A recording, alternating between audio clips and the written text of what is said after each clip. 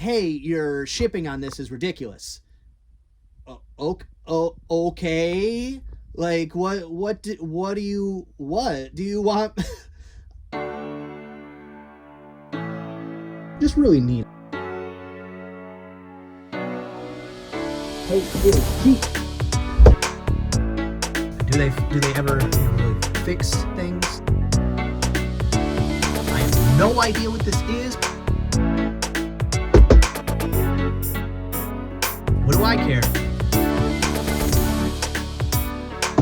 Let's go. I'm good at this. Hello, everybody. Drew here in the office. Not a ton of sales over the weekend, but it was like $200. So, I mean, less is more in that case, where if I have 4 sales and they equal $200, I'm okay with that. If I had 15 sales that equal $200, I think that would be more of a problem. First up, this is probably the last one of these I'll ever pick up. There's good money in them, just it's a lot of hassle. I've had 2 of them break in shipping out of the probably 5 or 6 I've shipped. It's in order to pack it safely, it becomes not worth the money anymore, at least in my opinion. So it is a Corningware Vision Glass 5-liter Dutch oven non-stick bottom, which I think is this one right here. Yes, it is. That one right there. Not in the best shape, the non-stick part, but still got $29.99 plus shipping on that. And it's such a large piece that no matter how well you pack it, it's just if they drop something on it, I mean, boxes are only so tough, and the only way to ensure that there's no chance of it breaking is to do box in box, and it's so big that, again, at that point, it's really not worth the money anymore. So I'll probably never pick another one of those up unless it would have to be near free. Also, it takes up a lot of space on a shelf, which is something I think some people don't factor in, but is very important. Like, yeah, if something's worth $50, that's great, but if it takes up half a shelf, then it's not great because it's taking up a lot of space that you could fill with many other things that would equal more than $50. So there's a lot of factors you have to think of when you're more than just how much is something worth and how much am I going to make on it. There's many factors to reselling. After that, it is Smokey the Bear Leapin' Lizards. That means that there's Leapin' Lizards right there. I have one more Smokey the Bear poster left out of the 13 I started with, so that's awesome. Then sold first of the many I have, 4x4 by 7 1/4. Let's see if I can get one of these out of here without getting it down. That was my hope when I put them up here. Yep. Clear acrylic case for these Beanie Babies, what was in them, but I honestly don't care what you put in that. Whatever you want to display in that case, if the dimensions 4x4 and 7 1/4, that's what it is. After that, this is the one that made the weekend A-okay and made me happy that I turned down about 4 or 5 offers on it, was a Sony PlayStation, the Silver Slim PS2 console, like a bundle with a bunch of games, which is buried a little bit. Let's see if I can do this with one hand. I really gotta get these stupid fun noodles out of here. I know if I sit this down somewhere else, I'm gonna forget about it. There we go, that works. And don't you do that. Yep, that's the one right there. All right.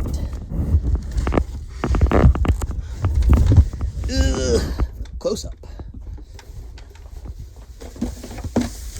Yeah, here we go. It's a silver edition with the matching controller, just like that. And then a bunch of games. Let me see how many games it was. 2 memory cards, 15 games. And those games I had listed for over a year, they're not great ones and not worth listing individually. A lot of sports games, and then a few that after shipping I was going to make maybe $1. So I put them together, and for some reason they weren't selling.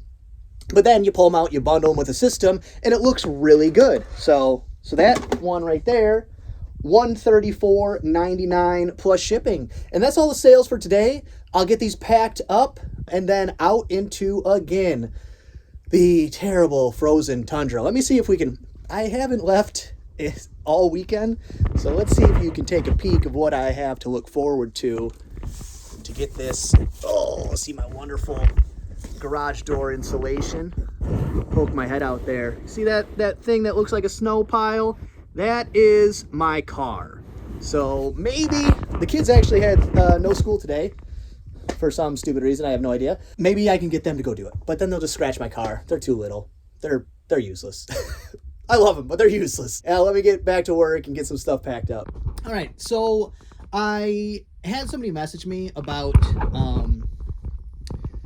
this, which is it's upside down, but it's a balsa wood model, and I'm almost sure that it's 100% there. Just there's some of the pieces are punched out, and I'm not going through the whole process of inventorying that entire thing and getting out every bit of wood. So I priced it well below what they sell for, because if somebody wants to do that and take the risk that they might be missing a small chunk of wood, that's up to them, but I'm not going to go through that work. So I priced it $30 below what other ones sell for. But I had somebody message me and say, hey, your shipping on this is ridiculous.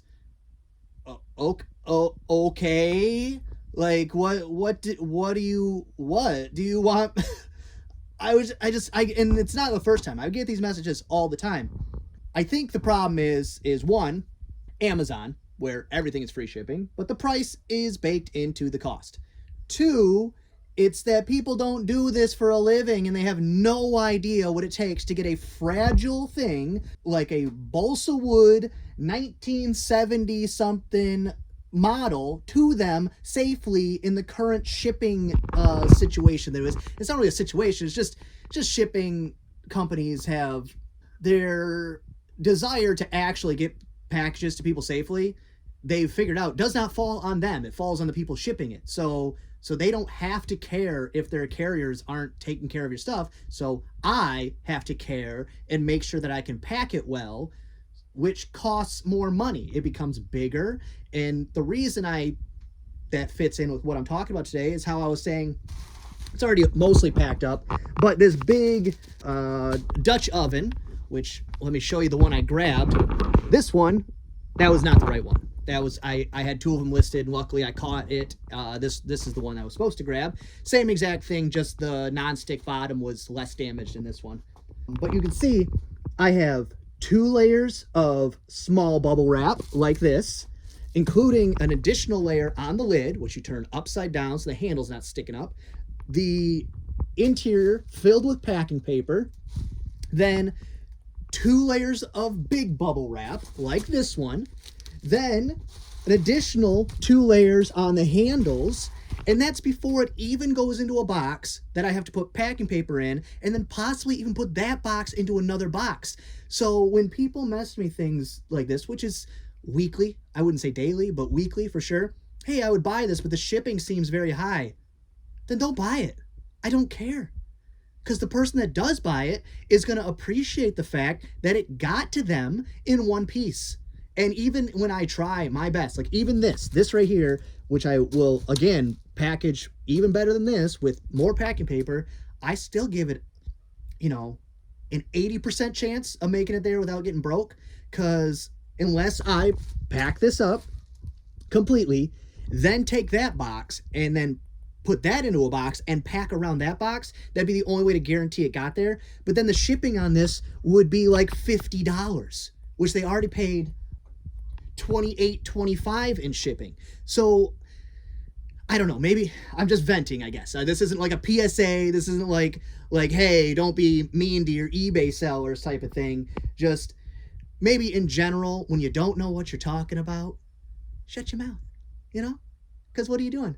Do you want to buy the thing? Do you want the thing? Then buy it. And I will take offers on all prices, but shipping is non-negotiable. And I say that, and sometimes people are snarky back, and I'm just like, you are welcome to make an offer on the price, but shipping is non-negotiable, because I just want them to know that the price can come down to get the cost to something that you are willing to pay, but shipping is non-negotiable, so that I don't get screwed because I have to pack it safely, and it ends up costing me an extra $10 I wasn't expecting. Just shut your mouth. You don't know what you're talking about. Shut it. Shut your mouth. Don't send the message. Don't hit send. To steal a line from ESPN analyst and a former player and former coach, don't hit send. Type out the message. Type it out. Get your feelings out there, and then delete it. Don't hit send. Don't hit send. All right, that's going to be all for this one today. Sorry about the little rant. I mean, things, sometimes I let them get to me a little bit. Obviously, that customer has no idea. You guys know. I get to talk to you and rant to you and leave my messages to the public and to customers very cordial. So that's one of the things I really like about this job. I've worked in sales many different times, many different kinds, at many different levels and ages in my life. And that was always the thing about sales that I just really hated. I was good at it. I'm good at talking to people, but I really, when the customer would think they knew something, or they'd say something a little, out of line, you have to just smile and grit your teeth and keep your job. But when you work for yourself, those things don't exist anymore. Of course, I'm never going to say anything rude to anybody because I want to sell things. I don't want to lose my account. I don't want to get my account banned. But I don't have to take it. I just don't answer the message. Just nothing. Okay.